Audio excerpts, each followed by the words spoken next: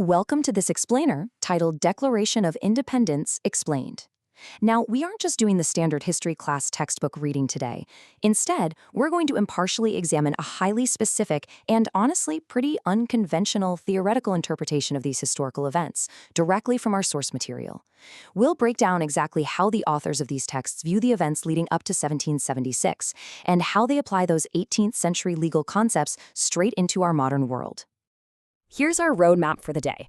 We're going to cover the colonial background, natural rights, the major grievances against the king, self-government and consent, and wrap it all up with the historical impact.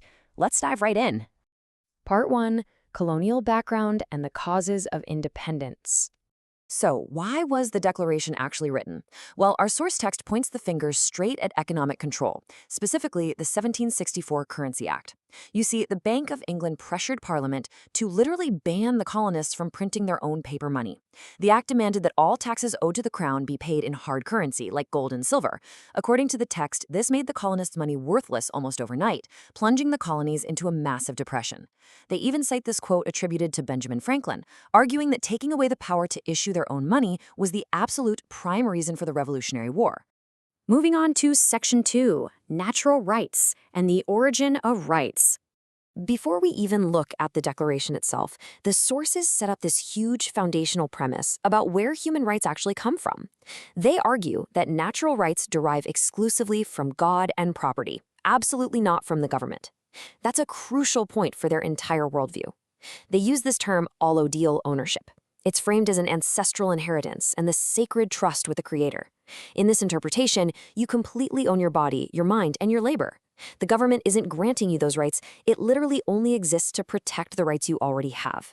This brings us to a massive clash. The text highlights the law of the land versus the law of the sea. On one side, you've got common law, or natural law, which they say is derived directly from God. On the completely opposite end is admiralty, or equity law. The text describes this as a corporate, fictional system based on Roman civil law and government administration.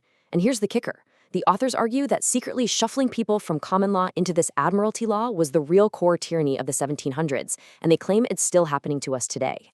Part 3. Major grievances, framed as a common law indictment.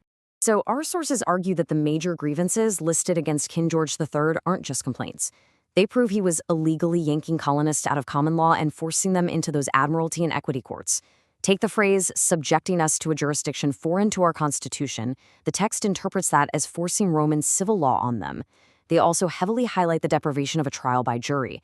The authors point out that this fundamental right is totally missing in modern equity or administrative courts today. Kind of like when you get pulled into court over a simple traffic ticket with no jury in sight. And it gets deeper. Look at this historical grievance about being transported beyond the seas. The sources claim this perfectly mirrors how modern courts operate under a special military and maritime jurisdiction right now. They argue that today, citizens are actually treated as fictional corporate entities operating in international commerce. Basically, this places folks under military or admiralty law without them even explicitly knowing about it. Section 4, Self-Government and the Will of the Governed. Now, you might be wondering, how does consent actually work in this framework? Well, the text leans heavily on historical legal precedents to prove explicit consent is strictly necessary. They frequently point to the 1796 case Cruden v. Neal, arguing that you cannot be legally bound by any government institution unless you have willfully and knowingly consented to it. Period. In their view, true sovereignty rests entirely with the individual person. Because the people's rights exist first. The sovereigns, the people, bind the government, never the other way around. It's a fascinating perspective. The authors actually claim the Constitution is essentially just a commercial service agreement for a federal entity operating in that international jurisdiction of the sea. They believe modern state-of-state corporations only have power over you if you've unwittingly signed an undisclosed contract to become a U.S. citizen. Okay, so what does self-government actually look like in practice for these authors? They define it as stepping up, organizing local, unincorporated assemblies, and using what they call functional authority. That basically means delegating specific tasks, like community safety or accounting, to actual experts, rather than relying on what they call a top-down, centralized nanny state. To really hammer this home, the sources use this great blueberry metaphor. Having a right means absolutely nothing if you don't use it. Sure, you might have the legal right to pick blueberries on a hill, but if you don't hike up there, bend down, and actually pick them, that right is totally academic. It's useless. To these authors, true self-governance means you can't just sit on the sidelines. You have to actively reclaim your political status and participate. Finally, Section 5, Historical Impact and the Legacy of 1776. The texts take these 18th century principles and apply them directly to us right now. They don't see the Declaration's impact as just some dusty historical event in the past. They see it as an ongoing daily struggle. They're literally urging individuals to come home from the sea, to formally revoke their corporate citizenship, and to take back their natural status from what they call a bankrupt corporate government. The ultimate goal? Fully restoring that original common law system they believe was established in 1776. So it leaves us with this really profound question about the nature of freedom, at least according to this theory.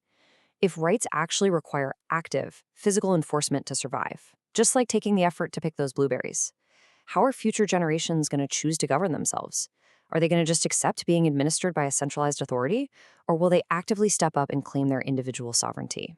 Ultimately, regardless of how you interpret the incredibly complex legal jurisdictions of today, this explainer of our source material brings us right back to one undeniable historical foundation.